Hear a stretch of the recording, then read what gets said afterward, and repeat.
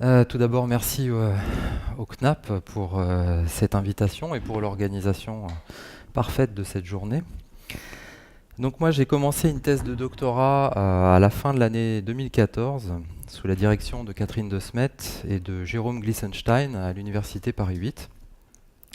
Mon sujet s'intitule, pour le moment, les collections de design graphique, l'invention d'un champ patrimonial. Je vais donc vous parler d'une recherche qui aborde la discipline par le biais des collections. Il s'agit de regarder des collections publiques consacrées au design graphique, de s'intéresser à leur histoire, leur invention, leur évolution, et de voir quelles sont les lois qui régissent ce champ d'objets collectionnés et conservés, et globalement d'observer la façon dont ces objets sont traités dans une chaîne qui va de leur collecte jusqu'à leur médiation. En tant qu'objet de collection, c'est-à-dire qu'ils ne remplissent plus leur fonction d'origine pour laquelle ils ont été créés et qui sont situés hors de leur contexte d'origine. Donc Clémence Imbert a parlé ce matin du média exposition. Voilà, je pense que mon intervention vient dans la continuité, dans le même champ de révélation des coulisses de la muséologie du design graphique. Alors comme on l'a vu ce matin, il y a des questions de définition qui ne sont pas simples à résoudre. Et à vrai dire, la rigueur scientifique voudrait que je commence par définir les termes du sujet, notamment ce qui est entendu ici par design graphique. La durée de la présentation ne permet malheureusement pas de développer cet aspect, mais d'ailleurs, sur le plan méthodologique, il me semble intéressant de partir de représentations, d'exemples qui sont essentiellement issus d'ailleurs de ma pratique professionnelle, pour regarder comment les collections peuvent contribuer à définir la discipline. Ma recherche a été dès le départ initiée, inspirée par ma pratique professionnelle. Je ne suis pas designer, je suis à la base historien de l'art et muséologue.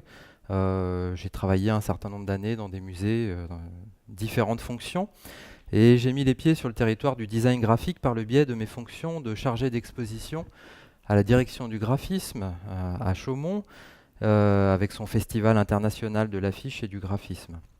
Donc, je suis aujourd'hui directeur d'un département collection, exposition et recherche au CIG, Centre national du graphisme à Chaumont. Ma découverte de la discipline, l'expérience des expositions et des collections, des rencontres bien sûr, des lectures, m'ont naturellement amené à rechercher des outils, des repères sur le design graphique, son histoire, ses pratiques, mais plus particulièrement les connaissances professionnelles relative à son champ patrimonial et à sa médiation, c'est-à-dire ce que j'ai déjà nommé la muséologie du design graphique. Son histoire, l'analyse des pratiques se rapportant aux collections, aux expositions et à la médiation. Alors j'emploie ici le terme muséologie au sens large. Il s'agit à la fois de l'approche historique des institutions de conservation et de diffusion du design graphique, mais également de muséographie au sens un petit peu désuet du terme, qui désignait encore récemment les pratiques professionnelles qui sont mises en œuvre au sein d'un musée ou d'une institution culturelle pour traiter des objets et les valoriser. Tout ce qui relève en fait d'une culture de la discipline par le prisme de la collection et ce qui en découle lorsque celles-ci sont valorisées. Mon corpus est donc constitué de collections, elle-même constituée de corpus d'objets. Je pars de l'hypothèse que cette approche par le champ patrimonial, si tant est qu'elle s'accompagne d'une analyse des pratiques muséo-expographiques, raconte une histoire originale du design graphique, à minima, elle la nourrit. Dans cette recherche, je me concentre plus particulièrement sur les aspects consacrés aux collections publiques, plutôt françaises, en recourant, si nécessaire, à des exemples étrangers. Alors, dans un premier temps, il y a un travail historique à faire sur l'invention du champ patrimonial, la création des collections, même leur identification, l'évolution des institutions qui constituent le réceptacle, dans le but de dresser un panorama qui permettra de situer le sujet dans un cadre historique. Je m'intéresse par exemple aux questions de dénomination et à l'organisation des départements spécialisés et des institutions qui accueillent les collections. Clémence a cité des exemples qui nécessitaient ce matin effectivement de comprendre le fonctionnement de l'institution pour comprendre l'exposition, le calendrier, etc. Donc en fait, je m'intéresse à la configuration du champ, qui est parfois identifiable seulement au sein de champs beaucoup plus larges. Et il est intéressant de voir comment les institutions elles-mêmes nomment les champs et s'organisent à l'endroit des images imprimées, des éditions, des projets et des champs d'activité qui peuvent se rapporter au design graphique. Les expressions et les réflexes d'organisation que l'on observe dans cette histoire institutionnelle constituent une sorte de degré zéro de l'existence du design graphique sur le plan patrimonial. Parce qu'il faut bien partir de quelque part justement pour aboutir à une définition. Ça, c'était dans un premier temps, puis je me pose les questions du fonctionnement propre aux collections. Autour de quelle loi ce champ patrimonial s'est-il constitué? Ou ces champs patrimoniaux? Par quelle position, par quel choix? Quel système de disposition peut-on y observer? Comment le champ a-t-il évolué et acquis son autonomie, si tant est qu'elle existe, au-delà justement de quelques dénominations? Et quelles sont les limites de son autonomie? Quelles sont en fait ses problématiques internes? Alors un champ se définissant, on ne va pas rentrer dans la question de la définition du champ, disons par inclusion ou exclusion de critères, j'introduis des comparaisons avec des disciplines qui présentent des similarités, telles que la photographie, champ patrimonial récent et dont l'étude n'a véritablement commencé qu'à partir de la fin des années 1980. Quelques remarques sur la spécificité du champ au regard de la production des connaissances. Les collections, en tant que corpus constitué d'objets, sont peu sollicitées par les historiens et théoriciens de la discipline. Alors, Clémence a cité ce matin le cas d'une exposition au MoMA Word and Image qui a initié au moins un ouvrage, peut-être amorcer quelque chose sur le plan historiographique, mais ça reste quelque chose de très marginal.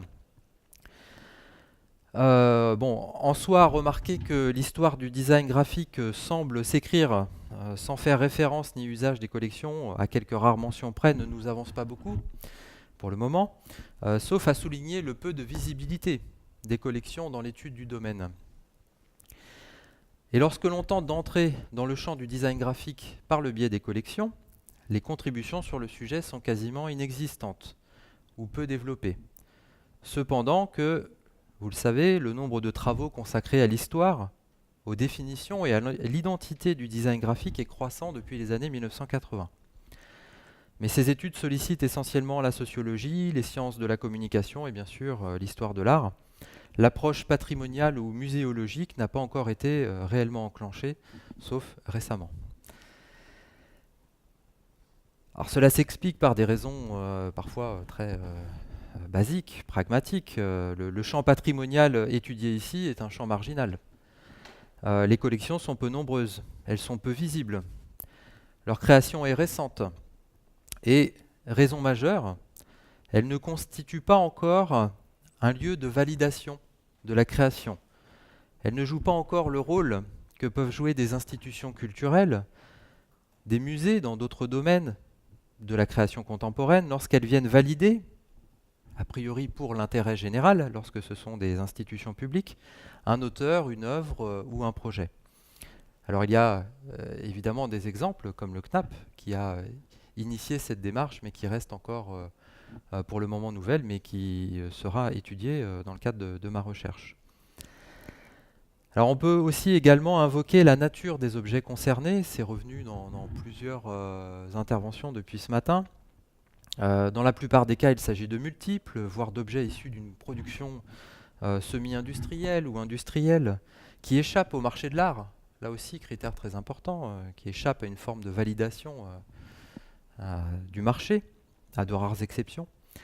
et qui sont en plus des objets facilement reproductibles et collectionnables par des particuliers. L'historien ou le théoricien peut donc tout à fait se passer de corpus constitués par des conservateurs dans des collections publiques, en tout cas au moment de consulter ou d'y faire référence. Et si l'on tente donc d'entrer dans l'histoire du design graphique par les collections, on retrouve des intuitions, des pistes de réflexion dans les remarques de Catherine de Smet dans son travail sur la situation des objets collectionnés et conservés dans des institutions publiques. En premier lieu, la difficulté de les repérer. Dans une partie des travaux de Maddalena Della Mura, à l'université de Bolzano, qui travaille sur la muséologie du design, de façon encore très balbutiante, mais qui esquisse des orientations intéressantes, en s'intéressant par exemple à la documentation des projets et à l'image des images. Ou encore les interventions d'Esther Clevens, aujourd'hui conservatrice au musée du Bauhaus à Weimar, précédemment conservatrice au Graphic Design Museum de Breda. Alors je pourrais citer d'autres travaux qui évoquent la question, qui la pointent, mais tous ces travaux restent dans l'évocation, ne rentrent pas véritablement dans le sujet.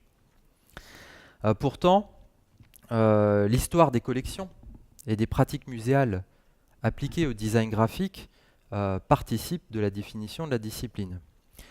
Comme il me reste peu de temps, je vais essayer de synthétiser ce qu'il me reste à vous dire. Sur la méthode, je travaille essentiellement avec des enquêtes et des questionnaires, évidemment une fois le travail historiographique accompli, et de l'observation.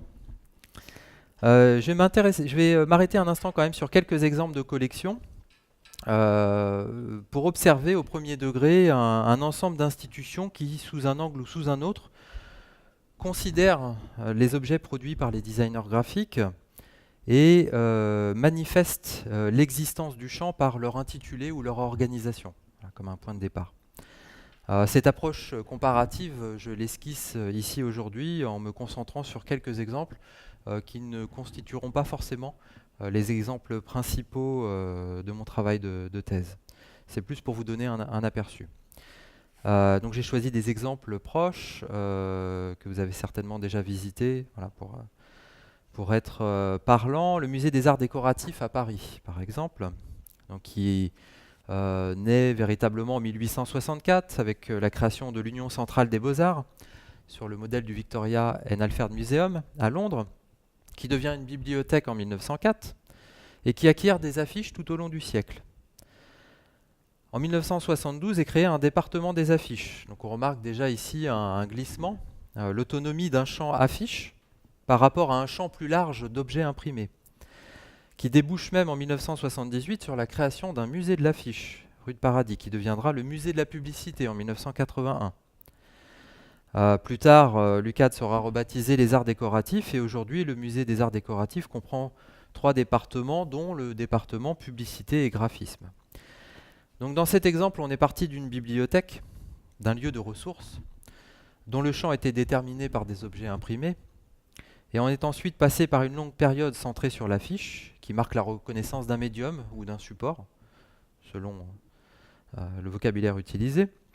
On a élargi à un ensemble d'objets issus d'un champ d'activité économique, la publicité, dont la dénomination en 1981 était mélioratrice en termes de création, je pense qu'elle l'est beaucoup moins aujourd'hui, pour finalement accoler très récemment la mention graphisme, puisqu'entre-temps l'activité des graphistes s'est éloignée du champ de la publicité et qu'il fallait continuer de la considérer au niveau des collections. Il est intéressant d'ailleurs de considérer que sur la période la plus récente, disons les 15 ou 20 dernières années, le critère graphisme devient quasiment synonyme d'auteur au niveau des collections, tandis que le terme publicité va renvoyer à une fonction ou un sujet. Alors j'avais d'autres exemples pour aujourd'hui. On aurait pu citer la Bibliothèque nationale de France ou encore Chaumont, grande collection d'affiches qui elle aussi a permis l'extension à un domaine plus vaste, le graphisme ou le design graphique. Dans ces 3 exemples, on remarque que l'origine, ce sont des bibliothèques, que l'affiche est globalement l'objet phare qui a été le plus valorisé et constitutif des collections. Donc il y a une sorte de filiation entre le support affiche et les collections de design graphique. L'intérêt qu'il présente à être conservé et l'extension du champ à d'autres supports ou critères. Alors ces exemples montrent des limites sémantiques, il y a des questions de personnes, de contexte que je n'ai pas le temps de développer ici.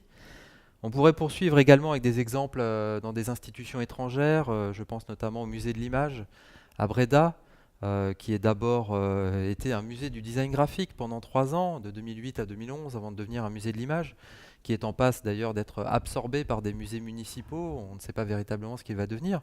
Alors le champ, les collections n'ont pas disparu, mais c'est évidemment lourd de sens que de renommer un musée, passer de Graphic Design Museum à musée de l'image, comme si le champ du design graphique avait été absorbé par une culture de l'image ou les visual studies.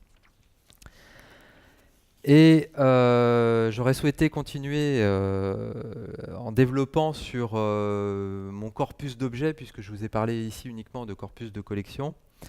Mais la durée de l'intervention ne me permet pas d'aller plus loin, donc je vous remercie pour votre attention.